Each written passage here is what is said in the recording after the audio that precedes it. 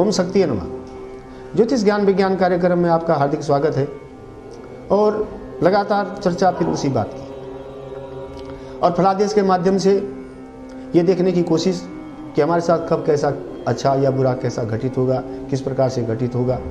और हमारा प्रयास इस प्रकार से जो अच्छा हमारे साथ हो रहा है, होना है, वो तो होगा ही होगा।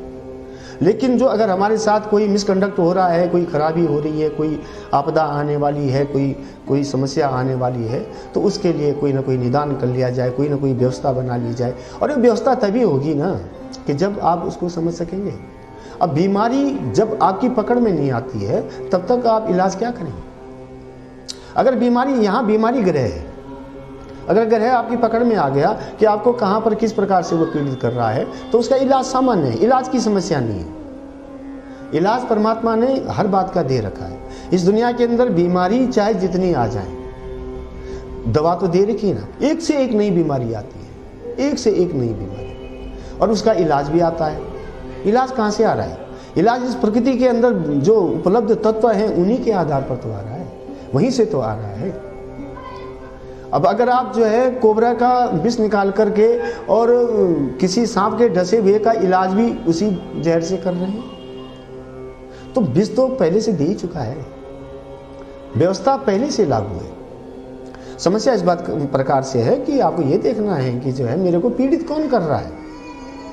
तो जहां आपकी समझ में यह आ जाता है कि फलां ग्रह मेरे को पीड़ित कर रहा है और इस कंडीशन में लगातार पीड़ित कर रहा है, तो उसका उपचार बिल्कुल सामान्य है, उसको हम उपचार में ले सकते हैं। उपचार हजारों प्रकार के हैं, लेकिन हम जो चर्चा करेंगे सिर्फ शास्त्रोक्त उपचारों पर करेंगे। हम अनाधिकार चेष्टा कतई नहीं करेंगे। हम उपचार भी वो आपको बताएंगे जो शास्त्रोक्त नियम के आधार पर उपचार होते हैं। ऐसा उपचार करने से कोई फायदा नहीं है कि अब तो आपको उसका लाभ मिल जाए, लेकिन भविष्य में वो आपकी संतान के लिए, आपके भविष्य के लिए, आपके भौतिकवाद को छोड़ करके आपके आध्यात्मिक के लिए, आपके दूसरे जन्म के लिए किसी भी प्रकार से कष्टकारी हो। ऐसा कोई उपचार हम आपको नहीं बताएंगे। आजकल हम अक्सर ये देखते हैं, बहुत सारे लोग, बहुत सारे आचार्य इस प्रकार का उपचार बताते हैं कि जो तर्क संगत नहीं है, कि जो कतई भी इस बात के लिए उचित नहीं है कि ये कार्य कर लेना चाहिए। हमेशा ही अगर आप टू दी पॉइंट चलते हैं, सीधे सीधे चलते हैं, ठीक तरीके से चलते हैं, तो उसमें समय तो लग सकता है, क्योंकि कलिकाल है और इसमें परिश्रम का बड़ी देरी से फल मिलता है। लेकिन उसमें आपको पेशेंस होनी चाहिए और भरोसा होना चाहिए एस्ट्रोलॉजर पर, भरोसा होना चाहिए इस विद्या के ऊपर। और अगर आपको ये पता लग जाए कि आपका ये ग्रह इस प्रकार से आपको पीड़ित कर रहा है, तो उसका समाधान आसान है। हजार प्रकार से, चाहे उसका नग पहने, चाहे उसका दान करें, चाहे उसका किसी भी प्रकार से ब्राह्मणों से उपचार कराएं, उसके कई साधन हैं। चाहे व्रत करें, कुछ भी है, बहुत साधन है, उन पर चर्चा होगी, लगातार होगी, लेकिन टू दी पॉइंट होगी, शास्त्रोक्त नियम के आधार पर होगी। आज मैं इस बात को कहने में मेरे को कतई संकोच नहीं है कि जितना व्यवसायीकरण ज्योतिष का है वो सिर्फ उपलब्धि अपने लिए है, सामने वाले की उपलब्धि इसका कुछ नहीं। इस प्रकार से कोई फर्क नहीं पड़ता कि हमने इस व्यक्ति को ये फलादेश कहा था कल, अब हम इसके लिए फलादेश बदल रहे हैं, तो ये कहाँ तक उचित है। लेकिन नहीं, हमने ये देखा है अक्सर लोग बाग अपना स्टेटमेंट चेंज कर देते हैं। ये बिल्कुल सामने वाले की परिस्थितियों के साथ खिलवाड़ होता है। जब तक सामने वाला ये अच्छी तरीके से एस्ट्रोलॉजर ये नहीं जानेगा कि आपका ग्रह क्या है। और हम एक चीज मैं आपको और बताना चाहता हूं कि ग्रह एक ऐसी स्थिति पैदा कर देता है कि हमने अक्सर ये देखा है कि व्यक्ति पर अगर किसी ग्रह की महादशा चल रही है या वो ग्रह व्यक्ति किसी ग्रह विशेष से पीड़ित है, तो उसके आने जाने का जो स्टाइल है, उसकी जो बॉडी लैंग्वेज है, वो भी ये बता देती है कि ये फलां ग्रह से पीड़ित है। कोई आश्चर्य की बात नहीं, उसके आने से ही, उसके बैठने से ही ये पता लग जाता है कि इस व्यक्ति पर फलां ग्रह का प्रभाव चल रहा है। लेकिन इसके लिए आपको ज्योतिष का बहुत धुरंधर ज्ञान होना बहुत जरूरी है। उससे आपको अगर इतना नॉलेज जिस दिन आ जाएगा कि आप उसके चल ढाल से ही, उसके बोलने के तरीके से ही, उसके खाने पीने से, उठने बैठने से ही, उसके अंदाज से ही ये पता कर सकें कि इस पर क्या ग्रह चल रहा है, तो समझिए कि आप बिल्कुल सफल ज्योतिषी हैं। खाली एकमात्र इस प्रकार की गणना करना और गणना करने के बाद अपने फलादेश को संबंधित किसी भी सामने वाले व्यक्ति पर थोपना, ये तो एक बिल्कुल पुरानी रेटी पीटी पद्धति, बेकार पद्धति और एक बेकार लोगों का काम कि जो सिर्फ इसका दोहन कर रहे हैं। ज्योतिष मार्गदर्शक है, ज्योतिषाचार्य मार्गदर्शक का काम करता है। अगर हम किसी को गलत रास्ते पर भेजते हैं और उसको अगर वहाँ पर कुछ अनुपलब्धि हो जाती है, उसके साथ कोई मिसकंडक्ट हो जाता है, कुछ उसके साथ दुर्घटना हो जाती है, तो वो बताने वाला भी उतना ही जिम्मेदार है जितना कि उसका वो ग्रह है। वो व्यक्ति है, वो ग्रह है जो उसे करा रहा है, वो व्यक्ति है जिसके साथ घटित हो रहा है, वो तो है ही है, उसके साथ तो हो ही गया है। लेकिन कहीं ना कहीं अगर आपने उसको गलत सलाह दी है तो उसकी जिम्मेदारी आपकी भी बनती है।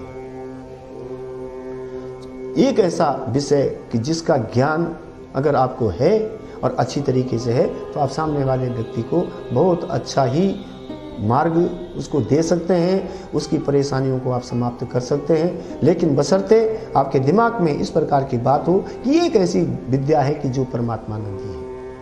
ये आधुनिक विज्ञान नहीं है, ये प्राचीन विज्ञान है, परमात्मा की देन है, वेदों की देन है, ऋषि मुनियों के शोध का परिणाम हमारे सामने है।